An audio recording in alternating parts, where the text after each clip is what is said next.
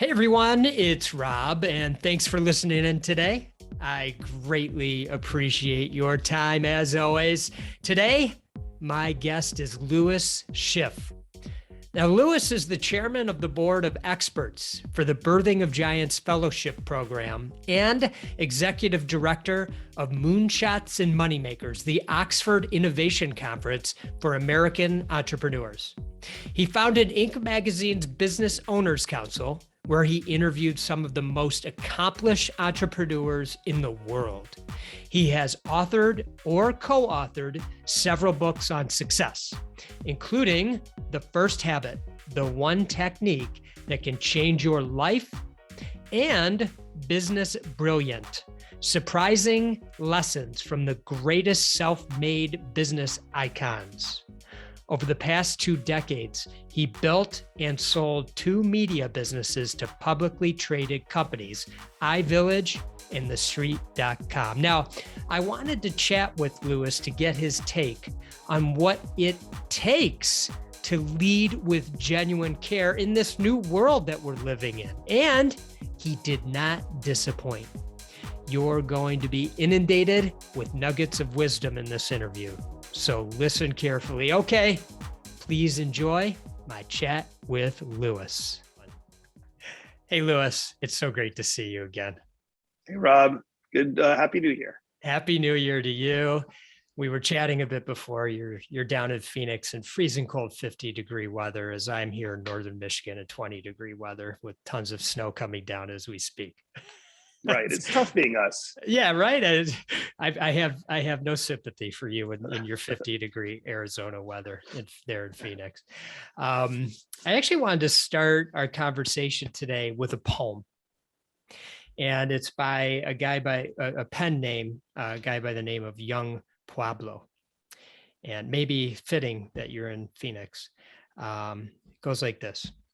Much of my confusion and sadness came from being disconnected from myself. The greatest journey I have taken so far is the one where I ended the alienation between me and all that I am.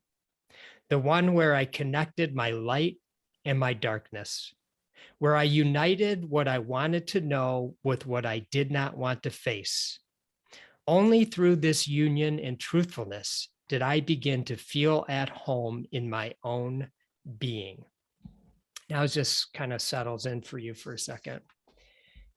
The reason I wanted to read this to you and get your feedback on it is you work so closely with so many high achieving entrepreneurs. And these days, we're going deeper as entrepreneurs and as business people, as business leaders. So I'm wondering, with that in mind, if you can kind of share what comes to mind for you as you think about what I just read. Yeah. Wow. That was powerful and beautiful. Beautiful. That is dead on. So your question was about the entrepreneurs I serve. And let me just briefly talk about myself as an entrepreneur because they're in lockstep. I was an entrepreneur in the sense that I was always starting businesses, building businesses. I never called myself an entrepreneur. I never thought that word applied to me. I just didn't put 2 and 2 together until one day I walked through the hallways of Inc. Magazine, where I was presenting a book I wrote on something. And they said, well, you're an entrepreneur. And I had truly, at the age of, 30 something, I had never pinned that word to me. And even though I had built and sold 2 businesses by that point, I just hadn't thought of it. And so that word helped a lot. And what that meant to me was that I was using my professional life as a canvas for personal self-discovery. And that became the story of my life around the age of my mid-30s when I discovered that word and started to think about what it meant. And within 10 years, I had become something of a person of note in the entrepreneur community. And it has to do with revealing that what you just described in that poem, which is, the journey is about self-discovery.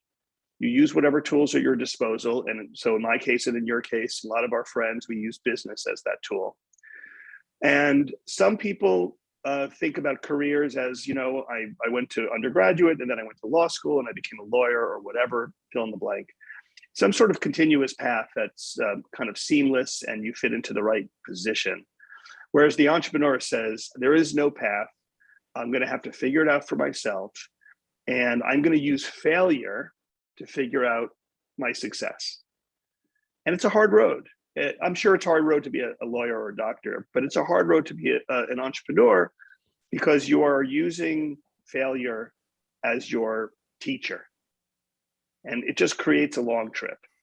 So the reason why I've always gelled so well with entrepreneurs since I started with Inc. magazine back in the day, and that now today with Birthing Giants, is because I get them. Because every one of them, whether they're fabulously successful or just starting out, whether they work in a very mature industry or something brand new, I understand what they are doing, which is they're using business as a tool to learn about who they are. And the part of business that serves them best is failure. Mm-hmm. Mm-hmm. And that's a tough road for people. And I wish it on my own child, but I'm fortunate that, or he's fortunate that I'll be there to support him as he does go through that journey. I think a lot of people don't have that kind of support that, you're using failure as your teacher. But the end result, whether you end up with a lot of money in the bank or not, the end result is personal self-discovery. I love it. And, it's one of the reasons why I've been so excited to talk to you, because these programs that you put together, the Birthing of Giants, which we'll talk a little bit more in a second, Moonshots and Moneymakers, and also you've written a bunch of books, one of which I want to talk about in a moment, are especially important in times like these, because to talk about self-discovery and failure as a way to learn, you help people be in the right position to get through this, to understand themselves better. And where I want to start with this is with the pandemic. Who knows when this is, I guess it's my own opinion. I don't think we're going to probably have it the way it ever was. It's going to be a new normal for us. So, businesses right now are still dealing with a ton of uncertainty, and you could be on either side of that. I mean, you and I both know people that are just absolutely thriving and with their businesses, and those that are still struggling. I'm curious, what are you noticing with the businesses that are coming through the programs? What are some of the things that are coming up? So these days, it's roughly, and this is just anecdotal, but it's roughly a third. A third are thriving, a third are doing kind of the same they were before, and a third are genuinely struggling. Mm-hmm. And the best of the entrepreneurs, kind of consistent with what we talked about earlier, using failure as a discovery tool. The best of the entrepreneurs are saying, I know a lot about something, whatever my field is. Now I have the gift of prioritizing one thing over another. So for example, I can share with you about business owners who said, yeah, I always had microbial germ control products in my queue, but they were 50th on my list of priorities. And when the pandemic came around, I made it number one. Yeah. And that's a person who, used the pandemic to reshift their priorities. And we know that sometimes, choosing the right thing over the 50 other things you can do can spell the difference between success and failure. And so the ones who have struggled and then used the moment to reprioritize successfully have had a very complete entrepreneurial experience during the pandemic. Big time. I mean, this is a time where I feel that those in leadership positions, those in entrepreneurial ventures or businesses have had to, this has been the most learning I think any of us could have ever imagined we'd have, and really back to that self-discovery that you brought up initially. You mentioned at the outset that you've had some businesses of your own. You actually sold 2 businesses, and I'm wondering if you can share a bit about those experiences and maybe what the differences were between the 2 exits that you had and what you learned about yourself in that process. Well, this is we're doing a good job of keeping the program tight here, because my discovery of the word entrepreneur had to do with the fact that I had built and sold businesses. But really, now that I have a fuller description or definition of the word entrepreneur, I really wasn't an entrepreneur back then. What I did back then was I built businesses that were websites. We're kind of dating ourselves a bit here. They're talking about the That's 1990s, okay. early 2000s, when you have lunch with a friend and say, I've got an idea for a website. Yeah, I remember. Do we And need a so, website? I don't right. know. Yeah. How do we start a website? Yeah. So I built a website starting in 1996 that was really fun and wonderful. And I did get a lot of support from great people. I basically said, I'm going to put my own stock market portfolio on the web for other people to see, which in 1996 was fairly radical. And I got support from incredibly interesting people like Scott Cook, the founder of Intuit, the folks at Kleiner Perkins, one of the great VC firms in the world. Later on, Chuck Schwab, from Charles Schwab, that's what they called him, Chuck Schwab, who just supported the program, which was this idea that I was going to put my portfolio online and explain why I made my investing decisions. And it became popular, and then I sold it to a company that would go public soon after called iVillage, which then got bought by NBC. So that was also a very complete entrepreneurial experience. But the reason I struggle with the word entrepreneur is I had like 3 people working for me. We were hot as heck because we were hot. I can't tell you why we were hot. We were just hot. And so the traffic was high and the downloads were high and the interest was high. The actual value of someone seeing our portfolio and then saying, I'm going to do something similar or whatever, that was a lot harder to prove. And it had nothing to do with anything other than the systems didn't exist to just track what happened after that. So the bottom line is I built that business. It became popular. I sold it for a lot of money to a company that went public. Then it ended up with more money because I actually sold it for stock. And at the end of it, I couldn't say I did a lot of things right. I just said I got lucky about 3 or 4 times in a row, and it worked out for me. And I started a second venture that was identical. So I met people during that, and they were like, "Wow, that was impressive. Can you do it again?" And I said, "Sure, but here are my terms." And we did it again. And that time I sold the company to thestreet.com, which also a publicly traded company. And that was called Main Street. It was a really fun project. But so 2 exits on what I would say were 2 sort of hot properties that I flipped. And that's why that's not such an interesting entrepreneurial story, because other than that, I actually did manage to pull it off twice. I can't really tell you what I learned, or I can't really replicate it. I did not build culture. I did not build a team of people. I did not really have a mission. All the things that you and I have come to value over the years were absent from those ventures. And then I walked out with this thing called street cred for entrepreneurs, which is exits. But I mean, honestly, I hadn't actually built a community or a culture or an ecosystem. At what point did you, first of all, I appreciate your humility around all this. And secondly, at what point did you say to yourself, actually, because of those factors that you just mentioned, this really wasn't as entrepreneurial as it, you might think? As soon as I started to meet Bo Burlingham, our mutual friend, and all these business owners from the Small Giants community that were like, saw business as a holistic enterprise. I mean, first of all, I lived in New York, and I was doing this in Silicon Alley, which was our answer to Silicon Valley. And we were all just trying to make money, in the new economy, right? So no one ever said, develop human beings to be on your team in a thoughtful way. It never occurred to us. Plus, it was an extension of Wall Street, which is also at the antithesis of how Wall Street works.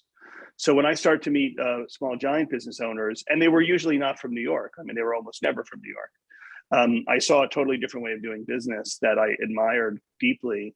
I would say its corollary was the Inc. 5000 community to some extent. These were really cool business owners. Not all of them were connected to the small giants way of thinking, but they were intuitively understanding that they were on something big and they needed to develop an ecosystem. And so, yeah, Bo in particular, I had a few people in my life who really changed my direction. For example, Scott Cook or John Bogle from Vanguard, who sat with me at pivotal times in my life and walked me through why they did what they did, and it changed my way of looking at the world. And Bo is one of those people. Bo is a legend at this point to so many of us.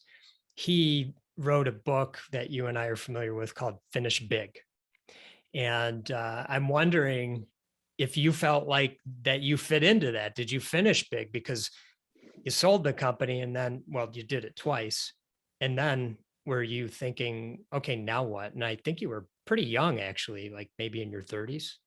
Yeah, I was around, I was 30 for the first exit and 38 or so, 39 for the second. I did something else, which is a longer story, which is that I started writing books. I'll try and make this story very short. The way you sell books to major book publishers is you write what is effectively a book report, what we call in college or high school book report, but it's called a book proposal. And in it, you say this is a topic you want to look into and that you are an expert in that topic. And then they pay you in advance and you go to work. I did that. The only thing is I lied. I wasn't an expert in the topic. I wanted to learn to become an expert in that topic, but I wanted somebody to pay me to do it, very entrepreneurial. And so I got these, I periodically would sell these books to major publishers where they pay me really a lot of money to write a book. And by the time I was done, 2 or 3 years later, I kind of was an expert in the topic. And so around that time that I came to Inc. magazine, I had just finished one of those kinds of projects where I had tried to figure out who I was, who you are, Rob, right? We are people who come from the middle class. We had exactly the same resources when we got started. We went to okay schools and we had good families or okay families and sort of some support, but there were people who had a lot less than us and there were people who had a lot more than us. So why is it that a handful of us end up accumulating wealth? That was the question I was kind of plagued with back then. And it was a book called Business Brilliant that I wrote that was based on an original study of, thousands of households. So it was very meaty. And around the time of selling those businesses, I started working on that book project. And I was trying to figure out why some of us were succeeding and a lot of us were failing. That also explains my prior book, which was called Armchair Millionaire, which was, I was a pretty good investor as a kid, really a 21, 25-year-old kid. I was a pretty good investor. And I used to try and explain to my friends how I invested. And out of that came a book called Armchair Millionaire, which is, you don't really have to work that hard to make a lot of money as an investor. So I wanted my friends to understand it. I wasn't that successful in teaching them. They weren't that interested. And then when I did well as an entrepreneur, I wanted to understand why the middle class didn't do what I was doing. And again, we know that really not, very small numbers of people actually succeed as entrepreneurs. So I guess that's that up to that point, that was my continuous thing, which is I'm having success. I can't explain why. I want to talk to other people about them and what they're choosing to do with their lives. And I'm using books to do it. And I was curious about that. It's actually a question I had for you, which is, what was driving this passion and continues to drive this passion for you to share these business principles, these practices, or back then trying to uncover what this was all about and understanding different things? What was driving that for you? It continues to, by the way. And continues to. I mean, in some ways, and we'll talk about the Moonshots and Moneymakers at some point, I think that's my biggest thing yet, but it's exactly like the others in that I discovered something, a truth, and I become just obsessed with it. And I just want to know about it. And then part of that process is sharing with other people. And I don't mean to say that I'm so giving or magnanimous. I just mean that I just consider myself sort of a vessel. Like I need to accumulate the information, I need to interpret it, and then I need to get it out of me. It's a kind of a complete process. And periodically I discover these big ideas that I want to share. And I have a few of them in my life. They've all been inflection points. I've managed to create wealth or at least businesses around each of those inflection points, which is kind of, fun for me. It's a hobby. And I know I'm very in touch with it because I'm doing it again right now with Moonshots and Moneymakers. But the funny thing is when I share these things with people and they say, wow, that is interesting.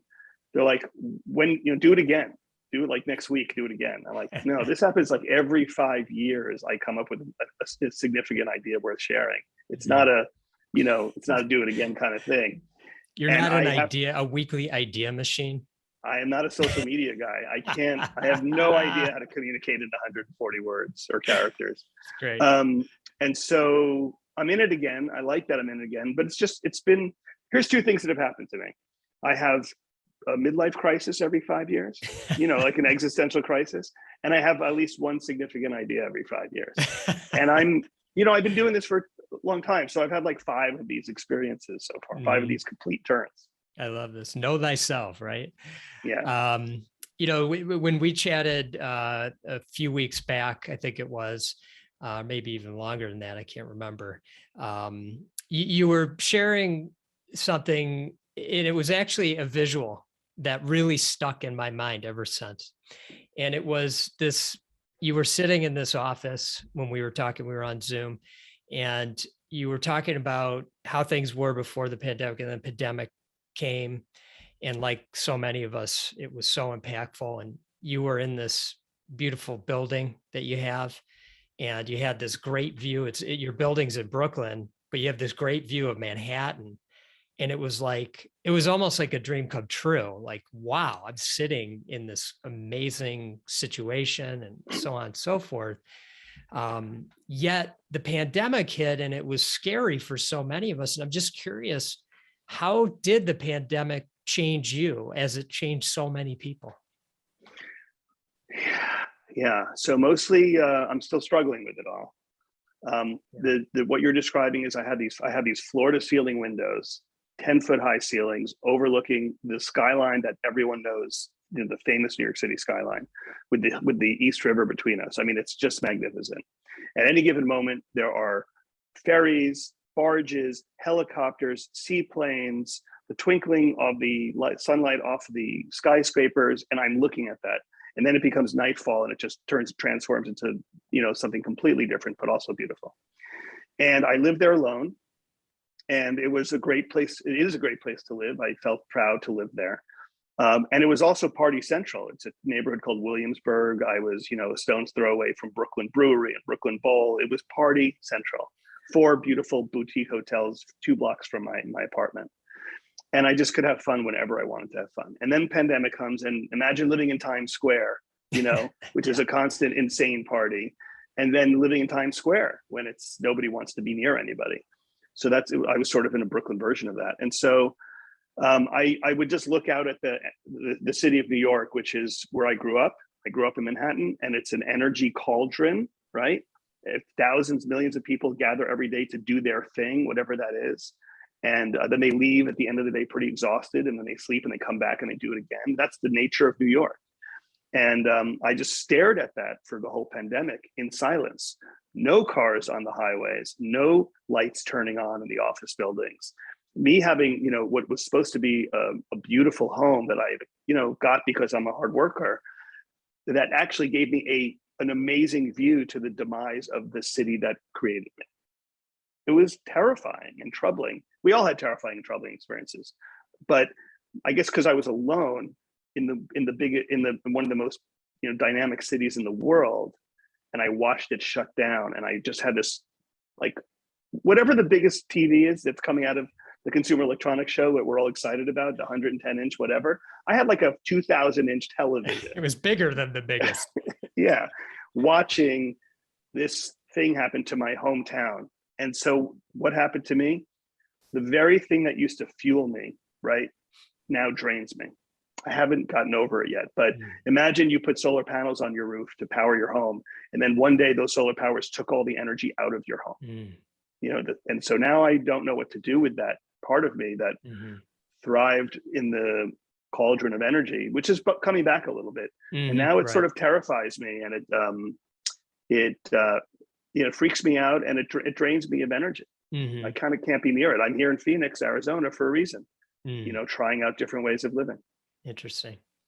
Thank you for sharing that. I thought so much about that conversation we had, and for me, what it evoked, and you said it a little bit, was, it was scary. I just pictured if I was sitting there looking out, and I would almost wonder what's happening to this whole world and how I thought it was, and now it isn't. It's like a rewiring of our minds. Yeah. And, but also kind of a gift too. Well, for entrepreneurs and also people who have sort of FOMO, the idea that the whole world is taking a breath, became a nice thing. Right. Right. And I did learn how to spend time with myself in a way that nothing would have made me, do that. But I don't know. I don't know what happens next. I really don't. I also lived in New York I lived in New York City for 9/11. There's a kind of again a more complicated story, but part of my going back to Inc. magazine, where I ended up having a partnership with them and going to work there every day, was that it was actually right next to 9/11, the site of 9/11. It is Seven World Trade Center. Wow. It is in the complex, and I had not been down there. I had once been a downtown kid. I'd been in those streets since I'm 14 years old. Mm-hmm. I was unwilling to go back there after 9/11. It took about 8 or 9 years before I went back. And that was because I engaged with Inc. And part of the reason I engaged with Inc. is because I needed to get myself back down there. I was so afraid to go back down there. Wow. And then I went there every day to work. So not only did I go, but I went to have my lunch every day and the whole bit. And so, New York was on its knees for 9/11 and it bounced back. And now we're on our knees, not just New York, the whole country and the whole world. Yeah. But New York is on its knees, and I think I've seen it bounce back before, so I have faith that it'll bounce back. Here's the one thing I know: it's not going to be me that bounces it back. It's the next generation. It's going to be people younger than me with visions that I don't have, and that generation is different. They're into their social media and their technology in a way that I'm not. And so I don't know what they'll do with New York City, but it's theirs now. I can't stop them. They've got to do it. It's not me. I love it. Let go. Yeah. Hand it off. Let's talk about these programs. The first is the Birthing of Giants Fellowship Program. And I'm wondering if you could talk a little bit about its purpose and maybe a little bit about the history and where it's at today, how the pandemic maybe even changed how you deliver it. Yes. So the purpose of Birthing of Giants is an acknowledgement that there's this thing called entrepreneurial capitalism, which we are all fortunate to practice. It's distinguished from corporate capitalism. It's distinguished from crony capitalism. It's the fun part of capitalism. And there's a purity to it. And what it does is it creates wealth, and it creates jobs, and it creates activity, and it does it globally. And so we are convinced that wherever capitalism thrives, poverty is diminished. And there's a lot of economic evidence of that. So the first thing is we look at our student. The student for Birthing of Giants Fellowship it's a week-long program. So we invite 50 business owners at a time who have to own a business with revenues between $5 million and $250 million. That's a person who's really building, a seat of their pants business. That is not an easy thing to do. And we're helping them go from what we call business brilliance to leadership brilliance. So, they're good at building a business. They may not be great leaders yet. How do we do it differently? We teach them all the things about their business that have to do with finance and economics. So we teach them about how the capital markets view their business. The capital markets are a partner in every business, whether we know it or not. They're just a big part of it. And a lot of entrepreneurs never really stop and think about what their contribution is, but it's huge. So that program takes a business owner who's probably a great entrepreneur and seeks to turn them into a great business leader, a CEO, if you will. In the pandemic, so it's a 5-day program where we physically are together, and a couple great things happened. One was over the course of the pandemic, nobody asked for their refunds. I couldn't hold the program. We just couldn't hold it. We hold it at MIT. And we hold it sometimes at Duke University, sometimes at University of Texas at Austin, but we physically hold it where, we sort of live with each other for a week. Couldn't do it during the pandemic. So I, just started calling everyone saying, hey, this thing's on hold until it's not. And they all said, sure, that's fine. Just let us know when you can do it. They agreed they didn't want to do it virtually. We all agreed we didn't want to do it virtually. So that was just a big fat pause button on the whole program. Mm-hmm. The funny thing was that people kept enrolling at pretty much the same rate the whole pandemic. It never slowed down. And the conversation we would have, and you could only do this with entrepreneurs, they'd be kind of excited about it and saying, sign me up. And we have a process where we accept some, and so they're pretty excited to be accepted. And they said, by the way, when's this thing going to happen because of the pandemic? And I said, yeah, I don't know. I'll let you know. And they said, okay. And then they sent their enrollment check. There's a lot of trust amongst entrepreneurs that you'll figure it out. Yeah. And so we have spent the last quarter of 2021 kind of catching up. We have a really big backlog now, but we are back to doing it in person. And we will only do it in person. Now, we did virtual stuff for the entire time, but we did it for free and we just did it to be helpful. Because the reason we started Birthing of Giants, in addition to the mission, which is to use entrepreneurial capitalism to thwart poverty, is because we, meaning the board of experts, myself and Norm Brodsky and George Jenner and the whole Bo Burlingham cast of characters, we love hanging out with entrepreneurs. They are our friends. So I don't mind seeing my friends virtually, but that really isn't the point of Birthing of Giants. Mm-hmm. So we all just said, we will just wait until we can be in a room together again. And Great. That's why we do it. I mean, that's the heart part of why we do it. Have you been able to come together yet? Oh yeah, we've run 3 programs and we're running a Great. 4th one next week. Okay. You talked about business brilliant and leadership brilliant. I'm wondering if you can describe again the difference. That was something that really stuck out to me when I was doing some research. So most of us start a business with what we call technical brilliance, which is that we're good at something, like a lot of other people are good at something. I'll often use the example of being a decent software code writer, and you are like 100 other people who are good at it. But then you're that one out of 100 people who says, I'm going to go get a job and I'm going to need 3 of you to help me do it. And then I'm going to need 10 of you to help me do it. And then we're going to get an office. And now it's a business. That's the transition from being technically brilliant to business brilliant. You've built a kind of a business around it.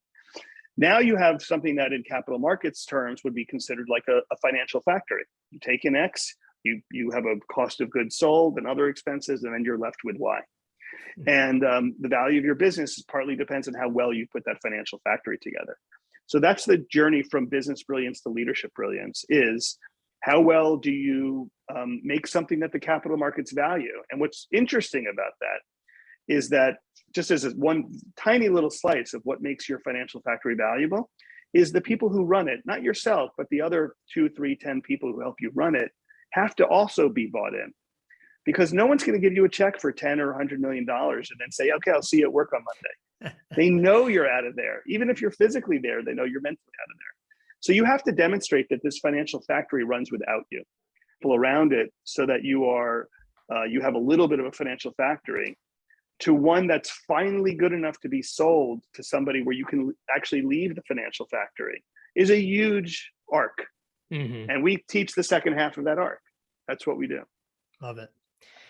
Now, this other program, Moonshots and Moneymakers, what's the difference between the two? And then what is Moonshots and Moneymakers? So Birthing of Giants is for business owners only, owners of going concerns, 5 million to 250 million in revenue, which is a way of saying you've got clients and properties and problems. You've got what Tevye from Fiddler on the Roof called the full catastrophe. And Moonshots and Moneymakers is this amazing phenomenon. This is one of my periodic, every 5 years, oh my God, I see something. It's moneymakers, which are businesses that make money. Your business makes money. These are profit generating businesses.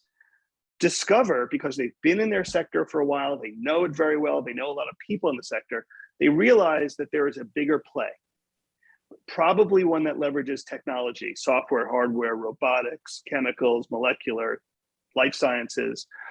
And they say, there's something bigger here. And I want to use my brand, my reputation, my management team, and probably attract some outside capital. And I'm going to build a second business. Maybe it's transitioning my first one, my Moneymaker, into a Moonshot, or maybe it's building my Moonshot alongside my Moneymaker. But the bottom line is, there's something much bigger I've come across. Instead of being the provider of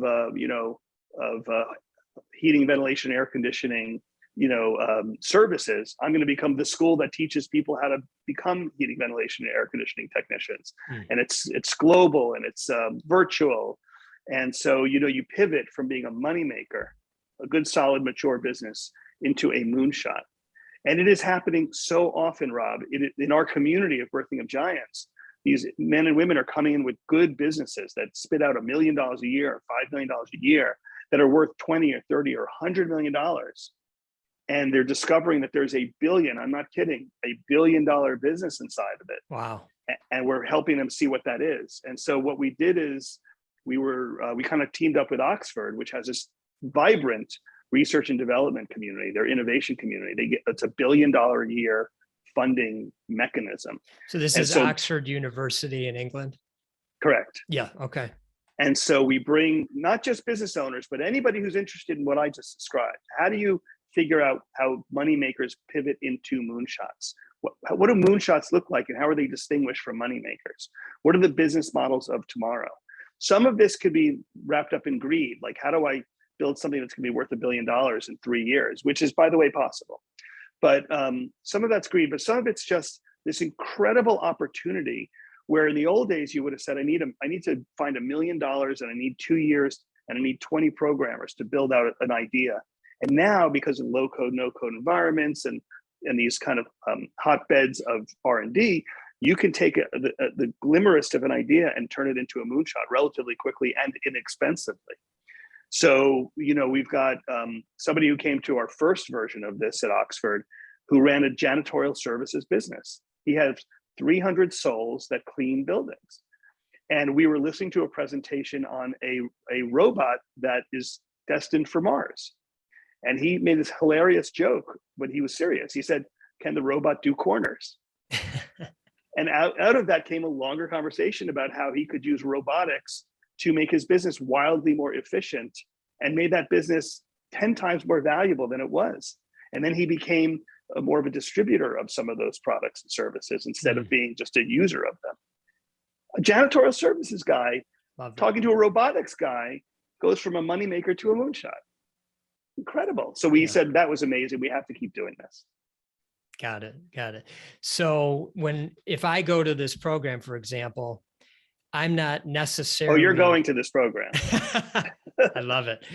I'm not necessarily at Moonshot yet, but I'm going to learn. Correct. Yeah. Okay. Got it. Correct. And you have to believe it is happening so often now. It's crazy. Right. Birthing a Giants just created its first billionaire, meaning a person who came in with a $4 million revenue business, that was worth $0 to a buyer because it was a services business. And, he was with us starting 5 years ago, and he just exited in the summer of 2021 for $1 billion because he pivoted entirely to Moonshot in those 5 years. Amazing. I want to talk about one of the books you wrote. It's called The First Habit. I don't know if you're familiar with it. No, I'm just kidding. Can you talk a little bit about what drove you to write this book and what the first habit is? Yes. Thank you for asking. So I've conducted 2 extensive studies of wealthy individuals in America, always self-made wealthy. That's my criteria. That's my beat.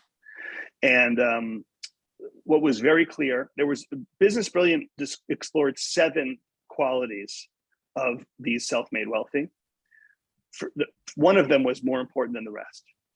And so after I wrote Business Brilliant, which is a 250-page book, I realized that I want to let everyone know that one mattered more than the rest. You can't do that with 7 children. You have to treat them all equally, especially if you have to deliver 250 pages of words. But I wrote a second book, which I self-published because no publisher would let us publish this book because it was, instead of 250 pages, it was just 50 pages. I didn't need that much space to cover this topic, but it was the most important topic. Most people don't know this, but they buy books by the pound. You pay $20, you want about £1.50 a book. That's the way the world works. Yeah. I couldn't, so nobody would sell my $20 book if it was the size of a matzah. So, the first habit is the idea that every person has the opportunity to discover what their language is in the business world. And that the more time they spend, living that habit, living that language, the better they will do. And so that sounds easy, but really where we began this conversation around using entrepreneurship as a form of self-discovery, it's hard to figure out what you're really best at, especially if you go into the world saying, I'm going to go to undergrad, then I'm going to go to law school, then I'm going to be a lawyer. There's a lot of infrastructure telling you, I don't really care what you're best at. Here's what I need you to do. But entrepreneurs get to say, well, actually, I think I'm best at this, and I think I'll do more of this. The huge trick, the gigantic trick in executing the first habit, which is figuring out what you're best at, and why this is so hard for most people, is you figure out what you're best at by discovering what you're bad at. And that's painful. And you think you're going to be good at something and you're not. And you have to reconcile that. And some people refuse to accept that, so they become mediocre at everything. But the best entrepreneurs, you know these people just like I do. The best entrepreneurs do more of what they're good at than anything else they do. And they do as little as possible of what they're bad at. And that's so hard to do, you know, because most of us think we're pretty smart and we can do most of anything. And it's true, you can do most of anything. It doesn't mean you do it better than anybody, and it doesn't mean that it's what you're best at. And so one of my friends and partners is Norm Brodsky, who you know, and he knows what he's best at. And so he and I actually share an office, so we see each other all the time. And I go into him all the time. Hey, Norm, what do you think of this? He's like, I don't know anything about that. Get out of here. You know? I love it. And as a result, he only works like an hour a day because he only works on what he's best at. I wanted to ask you that. I'm so glad you brought it up. One of the things I've noticed with leaders, entrepreneurs who realize that this is what they're best at, whatever this is that they don't feel purposeful because they only can spend an hour a day on it, and they can't figure out what to do with the rest of their time. And so they muck everything else up. They muck it up if they're actively operating their business. That's if right. They're extremely wealthy, like Norm Brodsky, they just use it to make a lot of investments in a lot of other people's companies. There you go. So at least they, you know, the economic system keeps working. Yeah. But yeah, no, it's true. A lot of people have a lot of trouble working an hour a day, and creating the whole infrastructure where that's actually the best use of their time. Right, exactly. I love this this research project you did that you talked about, and you know, talk a little bit more about what drove this passion to reach out to, I don't know, was it 800 households or something like that? Or, you know, can you talk a little bit more about the research? That's very much thanks to a fine gentleman named Russ Allen Prince, who is a great researcher of the wealthy period. And he and I, all of our work together was around the self-made wealthy, which is sort of a subset of his group. Mm-hmm. But he's a guy who can literally survey billionaires and find out what's on their minds. Interesting. And so he taught me the whole way about how you do that. And the power of primary research, you know, that it's okay to quote other people. It's nothing wrong with it. It's just really cool when you're the one that everyone else is quoting. You did the actual research. You actually talked to those people. And so primary research is addictive, you know, because once you're the source, you're the wellspring of it all, and you get to interpret it. And then other people riff on what you've interpreted. Like, that's very satisfying. Mm-hmm. I could tell that drives you in your writing and just in getting to know you. And one of the things that you talk about is the power of questions. And this sounds like an obvious question to ask, but I'm asking it anyway, because I think it's important for people to rehear it sometimes. Why are asking good questions so important? Being curious. Yeah. So my first habit, the thing I do best, my language in the marketplace, is I ask great questions. And you've been asking great questions all day, Rob. Thank you. All hour. Sure. Is that, you know, the answer is actually not that hard once you ask the right questions, right? If you can figure out the right question, if there's something clanking in your car, you know, the fix is the fix, but it's like, what's clanking? Why is it clanking? Where is it clanking? That's what's interesting. Then you know the answer to those questions, then you replace that part. But the first part, you know, if you just say it's clanking, it's probably the windshield. You're like, no, you haven't even asked any questions yet, and you came up with a conclusion. It's probably wrong. So, you know, and I have a 17-year-old son, so I'm deeply, deeply obsessed with trying to communicate this lesson that the person who can ask the best questions is the most valuable person in the room, because the answer is only going to come about by asking good questions. Yeah, it's so true. I think we get wired to a certain extent, like we have to have the answers. It's the person in the room who's, as you say, asking the best questions.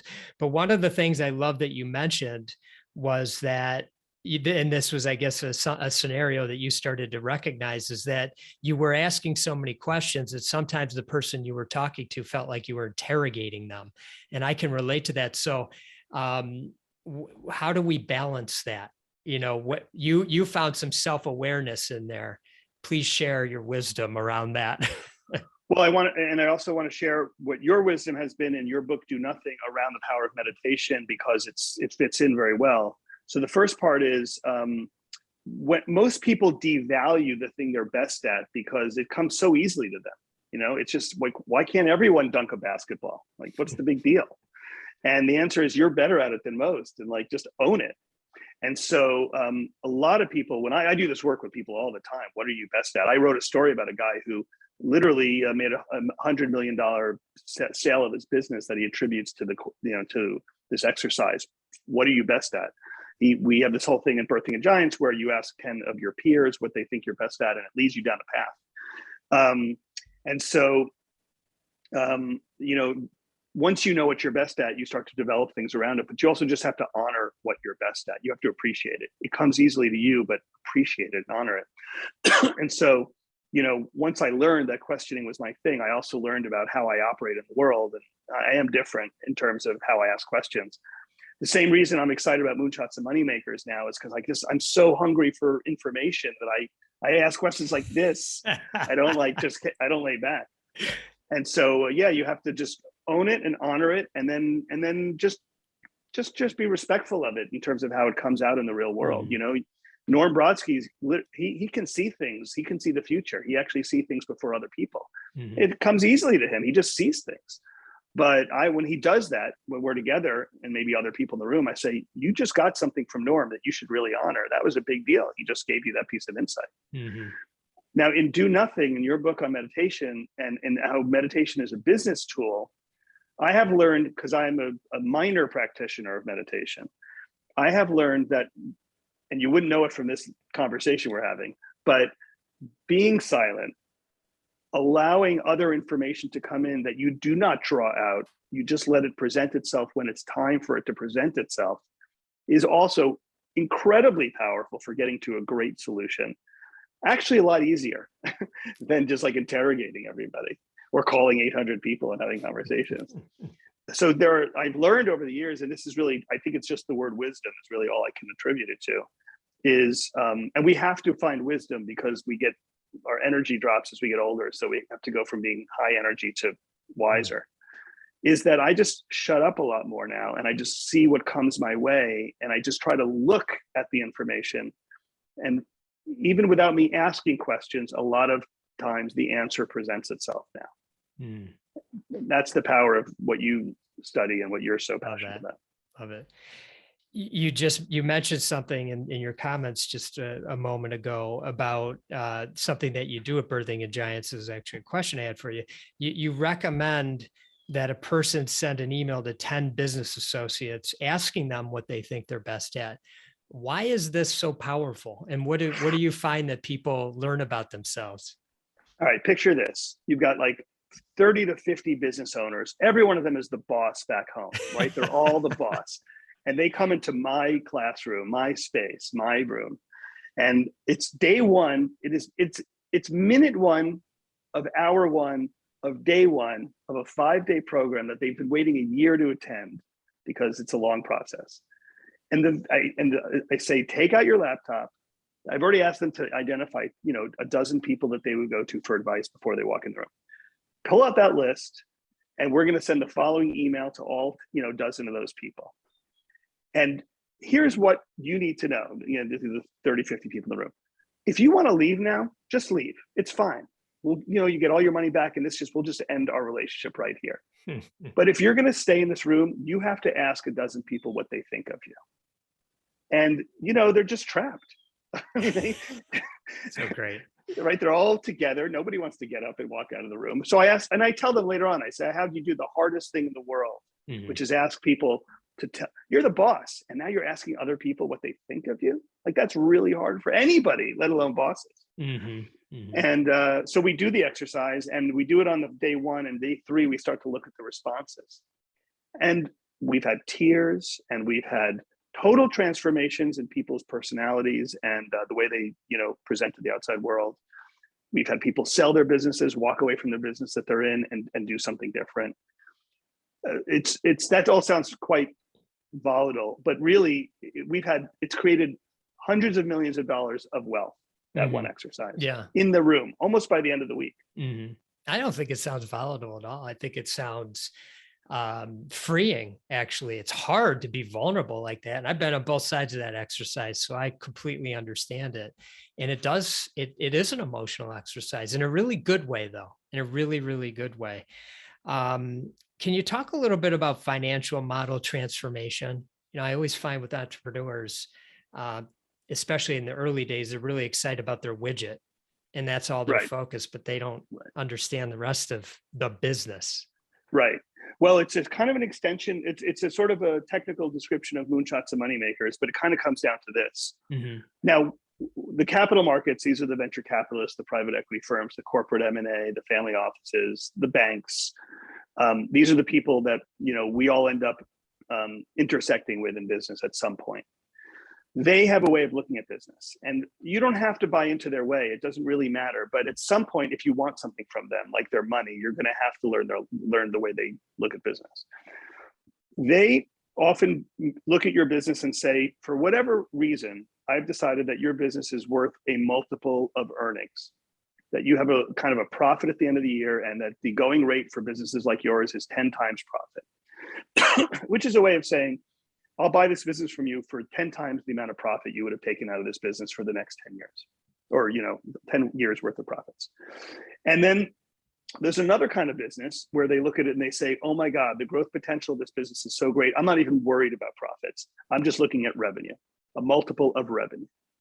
And so in a way, once you get past the widget, and you're good at doing the widget, the next question is, how do you want the capital markets to view your business, as a multiple of earnings or as a multiple of revenue? There's no right answer. There's nothing wrong with either answer. It's just that when you build a business for profit, you build it one way. And when you build a business for revenue, you build it another way. And if you are just not sure about the answer to that question, you're also not going to be sure about what do you do next in your business. Yes. That's a moneymaker, is a business that makes money, and therefore there's a profit, and therefore it can be valued as a multiple of profit. And then there's a moonshot, which says, we're not worried about that right now. What about building a strong leadership team? And this is so challenging for so many entrepreneurs, leaders, putting together that right mix. I always use sports teams as my analogy, but you can use a million different analogies. Not easy. What about that piece of it? So first of all, you and I are both familiar with EOS, and I've been working with a lot of companies, and it's just very clear to me that companies that practice EOS, there's other things too out there, but I mean, the companies that practice EOS seem to have this down the best, and so the Entrepreneur Operating System, EOS. And so basically, it's the truth of every management team that they have to level up. Now, what I'm about to say, you may disagree with, and that's fine. But the easiest way to build a high functioning management team is to find people who have already made a lot of mistakes on other people's nickels, and then bring their wisdom and experience to you. And other people don't agree with that at all. But just if you wanted to be tactical about building a management team, you might as well go find a bunch of people who have already built a company that's worth $100 million and find a way to recruit them to your business. Now, you can't recruit them just because you throw them an extra, $50,000 in salary. These people want a story. They want a liquidity event down the road. They want to know when this pays off. That level of talent knows that they need to be valued in a way that shows up in the financial model. And secondly, a business owner has to be ready to have 2, 3, 5, 6, 10 people on their staff that probably don't even touch the widget. And they may not even add to sales. They just kind of run the business. So you're talking about $1 million or more of money you're spending on talent. That's a huge hump to get most business owners over, that you have to have a great story to recruit them that ends with some sort of liquidity event, and that you have to spend a lot of money to attract them.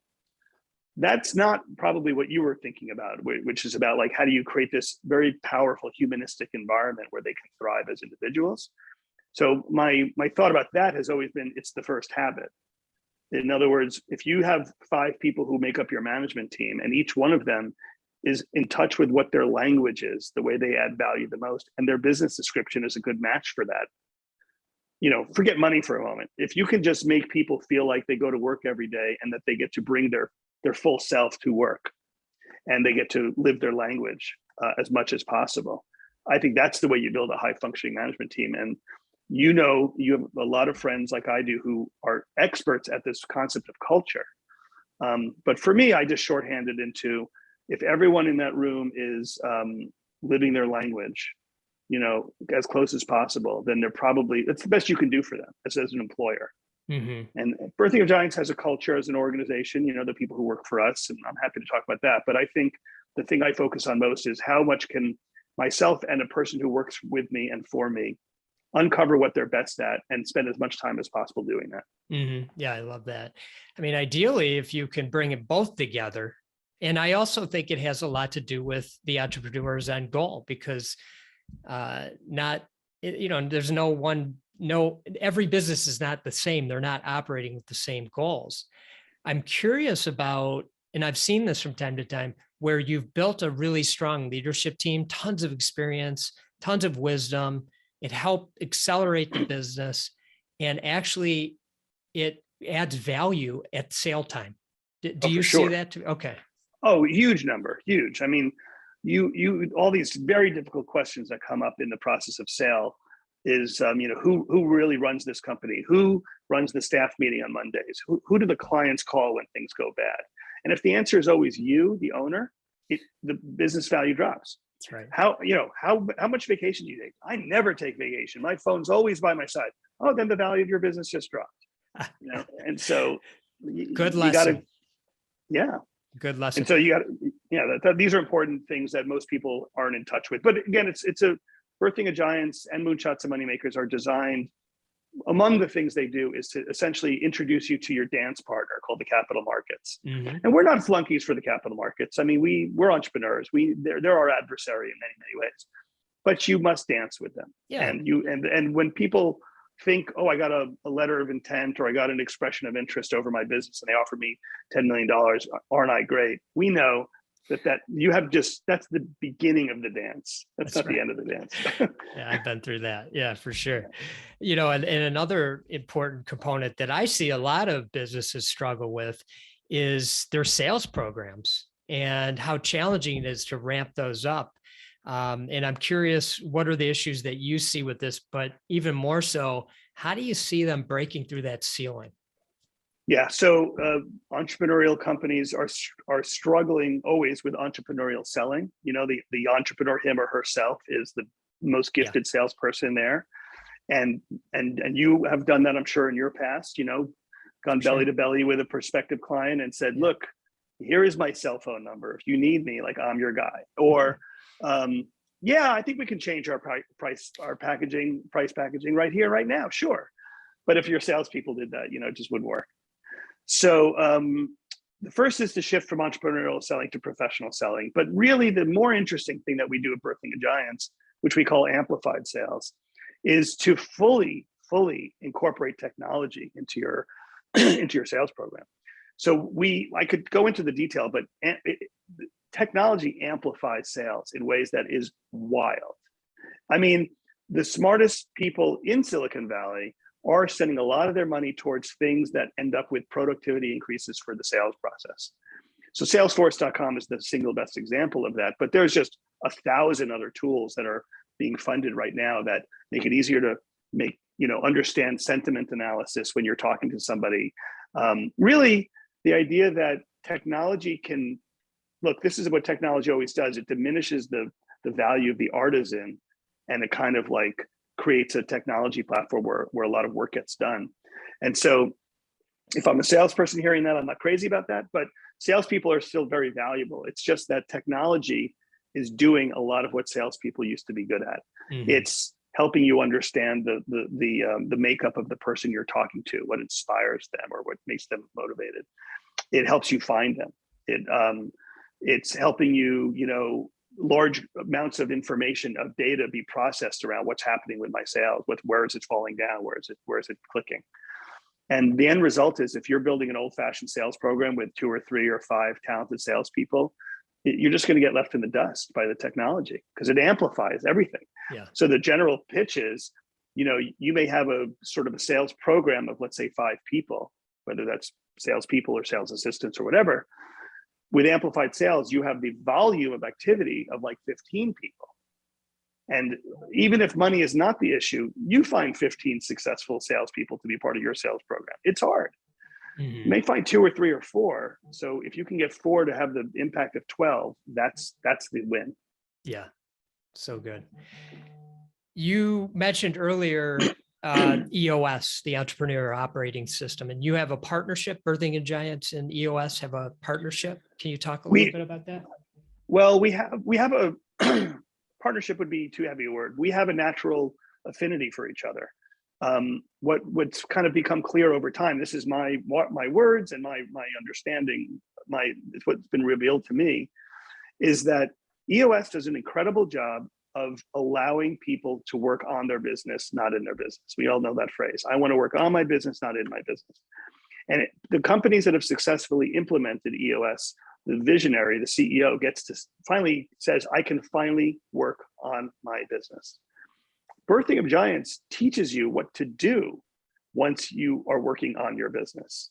We focus on these 4 areas: capital market readiness, financial model transformation, amplified sales, and scalable management. Those are all working on your business things. And so the natural affinity is that once you've been freed up as the visionary to work on your business, Birthing of Giants provides the roadmap. So this has just been happening organically. I mean, some of the most interesting EOS companies are finding their way to Birthing of Giants because that individual, remember, we are for the business owner of a program, of a company.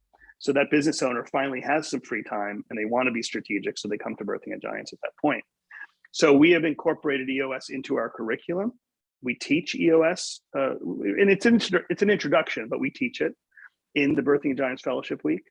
And a lot of the EOS companies or the owners of companies that are EOS companies in the room kind of find a renewed interest in EOS because EOS is punishing, it's sort of tough on the owner, right? And so sometimes you need to be revived about your passion about it. And so they kind of come in and they often leave revived about it.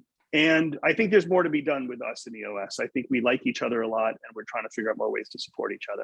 But right now we just think that EOS allows you to be a visionary and Birthing of Giants shows you how to be a visionary. Mm-hmm. Last question for you. We talking about the importance of leadership, and now, with everything that we've been through and who knows what we'll continue to go through, how important is it that leaders lead with genuine care? Right. So Birthing of Giants is looking for people who practice entrepreneurial capitalism. So the people who come through our doors, they don't have, huge stock option programs or, headlines where they're the next Google or that kind of thing. They're building their entire enterprise often around the strength of their own character.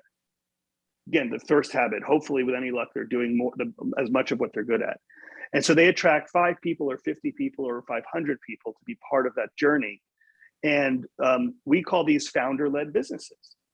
And, that is a very special opportunity for those 50 or 500 people to be part of a founder-led program, because that founder is bringing his or her entire humanity to the program. And you cannot bullshit that. Mm-hmm. You just can't. We also have a big question about what happens next. Okay, let's say you're wildly successful and now your entrepreneurial capitalism business goes up to the next level, which is corporate capitalism. What if you do have the IPO or you do get bought by the public company? Now you're not founder-led anymore and you're part of corporate capitalism. Well, all I can tell you, this is just me as an ethicist or a moralist or whatever, I just wash my hands of you at that point. I mean, you may be my success story, but I really don't want anything to do with you anymore. That's great. Because you're corporate now, and That's it's all corporate and it's not founder-led. Mm-hmm. So maybe those 500 people stay with the program. Maybe it's a new group of people have to come in at that point. I don't know about those people. I don't want to hang out with those people. It's all good by me. But for that level we're at, entrepreneurial capitalism, $5 million business with 20 employees, $200 million business with 1,000 employees, whatever, in that bracket where the founder leads the business. the real reason why those 200 people or those 50 people or those 1,000 people want to be part of it is because of you. And they are craving humanity in their work lives, and they are seeking dignity in their professional existence, and they deserve dignity, right? You can pay them a good salary, but nothing beats being respected and appreciated in the workplace and being allowed to do what you're best at.